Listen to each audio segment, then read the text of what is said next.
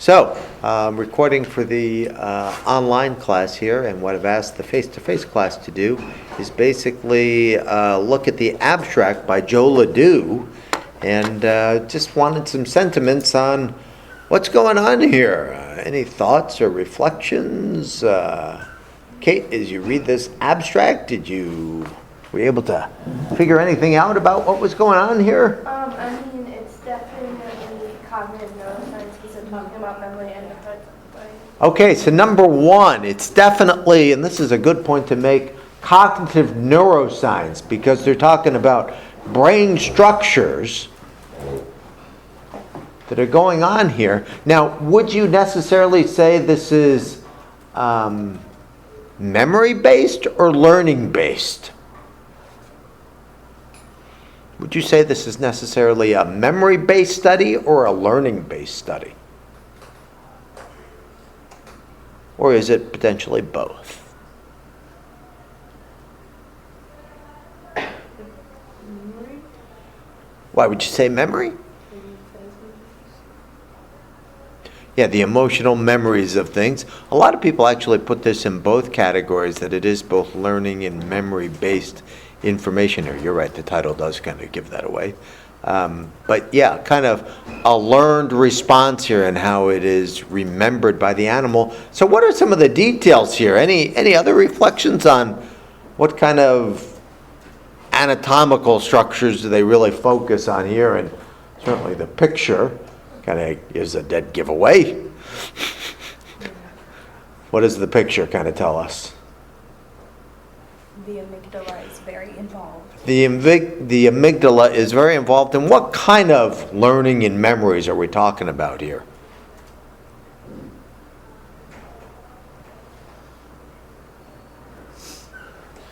Emotional memories? Emotional-based memories.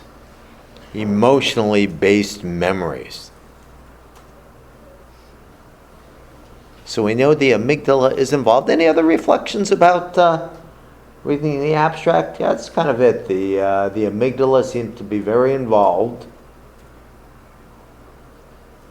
So let me go through with you with these basic ideas. This is going to be very big, today's class, on method, result, and meaning. So the method that Joe Ledoux used for his research, very simple protocol, and he actually took animals. What did he have here? I think it was mostly rats that were used. It could have been mice as well, but it was rats. And basically what he would do in the first trial, if you will, as you're writing for your notes here, in the first trial, he would just turn on a tone. He'd have the rat in a Skinner box. Are you guys familiar with a Skinner box? Kind of has a grid on it and so forth. And he'd turn on a tone. And do you think you'd see really much of any response, Kate, from the animal at this point in time? No, there would be really no response for the animal. So that was trial one. Trial two is kind of the key trial. In trial two, you turn the tone on. But if you're in a Skinner box, what do psychologists like to do with animals in Skinner boxes? If you want to get some emotion out of an animal, what would you do to the grid? Yeah, you would send a little shock. So on trial two, you would turn the tone on, and then you would have a shock. The grid would be set up to give a shock. What do you think the animal would do when you turn the tone on and then there was a shock? If you were that animal, I'd flinch and get all uncomfortable. You'd flinch and get all uncomfortable. They basically found a few different responses. The animals, the little rats, would jump first, but then when they came down, they would kind of have a freezing response. They would kind of, we don't want to anthropomorphize too much here, but oh my God, what was that? They would have a freezing response. You'd also see an increase in heart rate and blood pressure. You'd see an increase in heart rate and blood pressure here.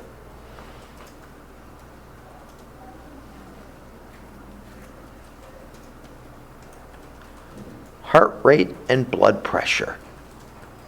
So that would be trial two. So we'd see a freezing response, an increase in blood pressure and heart rate.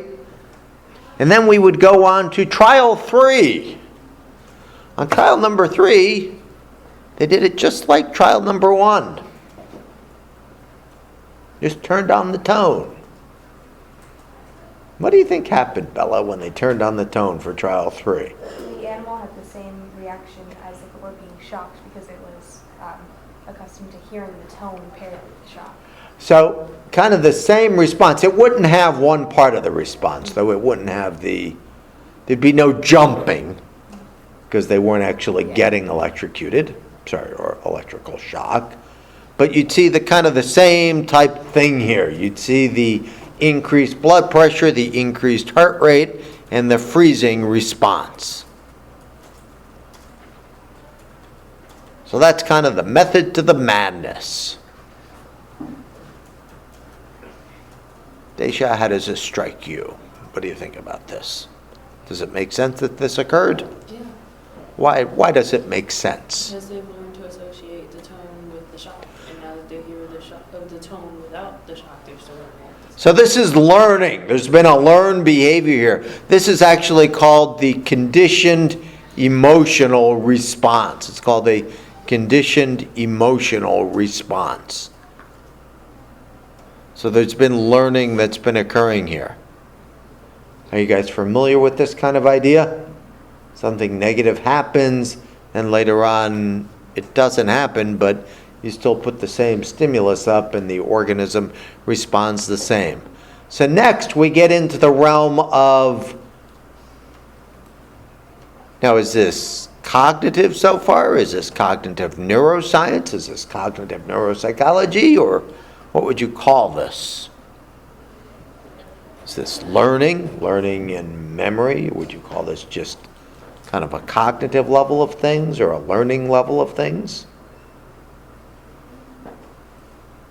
Sam, what do you think? I think it would be cognitive because we're not exactly measuring either which areas of the brain are activated when the shock happens or how long it takes them to. Yeah, so far this is just kind of a, you might call it a learning and memory type of thing. It is a very much a learning type of thing, and Ledoux, of course, calls it memory as well. So it's kind of at a cognitive level.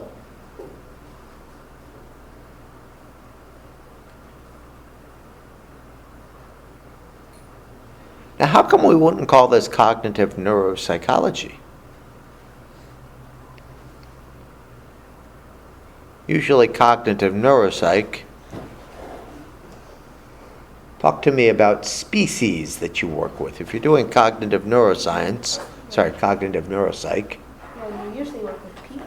Usually you're working with people and brain damage and trying to help people out. So we're not working with people here. We're working with animals. So it's definitely not cognitive neuropsychology.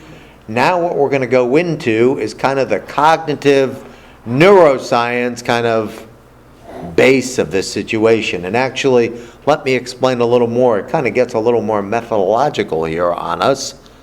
That what they basically did in the next phase, so after the animals learned this response, they basically decided to go into the brain of the rats, and they decided to destroy a link between the amygdala and the hypothalamus. They destroyed a link between the amygdala and the hypothalamus.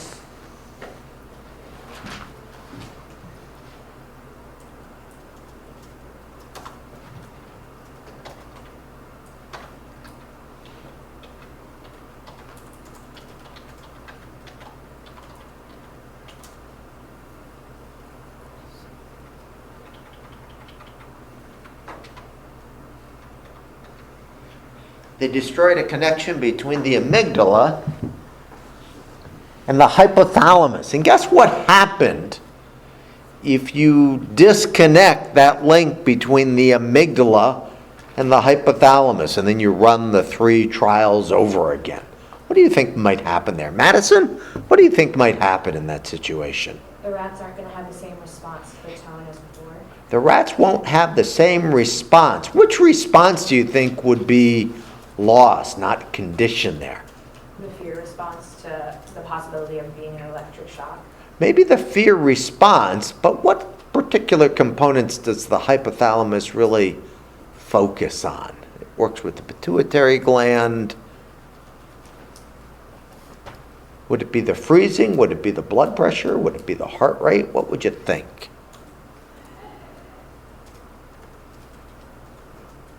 Any thoughts? Lily, any thoughts on that? I think it would be the heart rate. Heart rate and blood pressure. What we basically saw is you wouldn't see the conditioned emotional response here.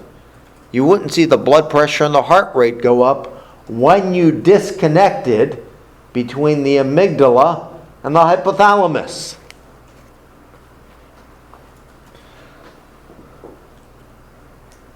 Thus suggesting what?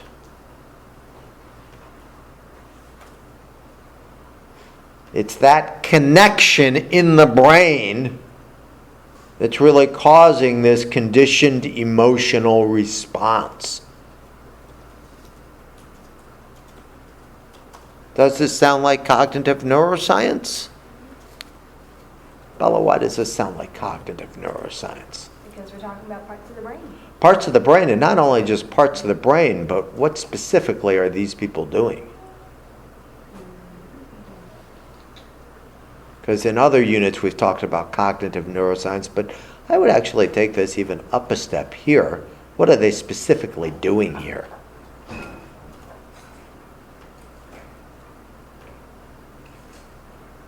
What procedure did I just say they were doing here? They're cutting a connection. They're cutting a connection and seeing what behaviors don't happen. That's very much cognitive neuroscience. It's not functional MRI. It's not volume of a key structure in the brain. They're cutting connections and seeing a loss in response. It's almost that type reductionistic idea, isn't it? We cut this and we lose this. Does that make sense for people? So we've got that. The other connection, actually, I'm going to have to take out my cell phone for this.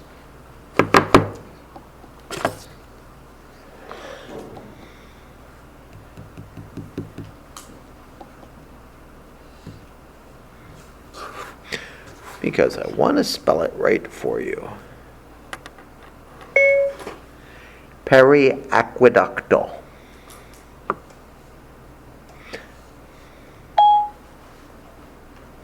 Nope, computer doesn't like it. Another key connection in the brain. We gave it our best shot there. I think I can do this a little better though. I want to make sure I spell the structure correctly for you.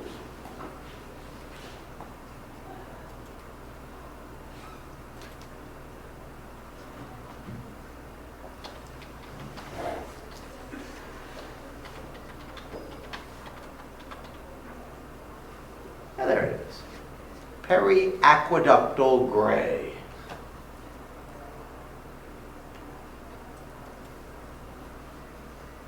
So if you want to write that name down, the Periaqueductal gray. PAG. The periaqueductal gray. In the second part of the study, they decided to destroy the connection between the amygdala and the periaqueductal gray. What do you think happened when they destroyed that particular connection?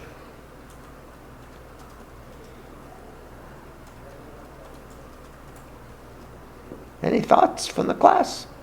It should be pretty obvious. We said when they cut the one connection, they lost heart rate and blood pressure. What do you think was lost with the periaqueductal gray? Lily, any thoughts about this? The freezing response? The freezing response. The periaqueductal gray has most of the brain's endorphins in it. Pain and pleasure. So the freezing response seemed to be predicated on this area of the brain.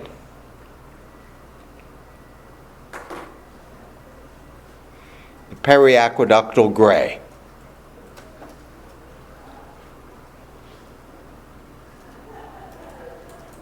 So when they cut this connection, you didn't see the freezing response. You still could see an increase in heart rate and blood pressure, but you lost the freezing response. So this type of situation, the conditioned emotional response, would you consider everything I've said here part of the field of cognitive neuroscience? Yeah, cutting brain connections, seeing what they control. What other word did I use in terms of mind-body connection here?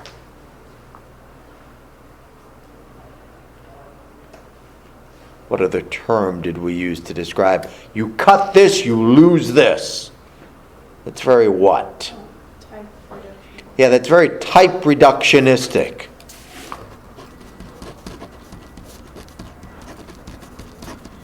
So this could be considered kind of the neurobiological locus of learning. He calls it memory as well. Learning and memory, maybe you'd call it, because they do remember things.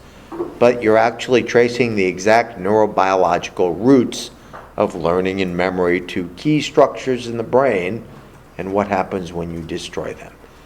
Any comments or questions about this? So what do you need to know here?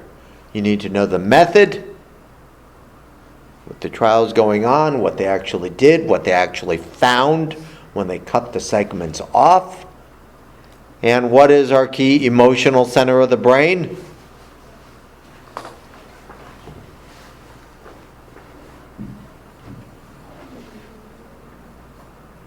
What's the key emotional center of the brain? The amygdala.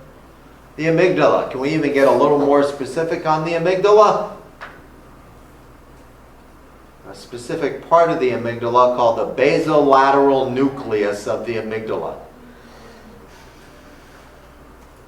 The midbrain central gray is actually the periaqueductal gray, and the hypothalamus is what we said was involved with these situations. So, have you guys ever had these conditioned emotional responses to things? You learn something early in life and then you see a stimulus and it just triggers the whole thing.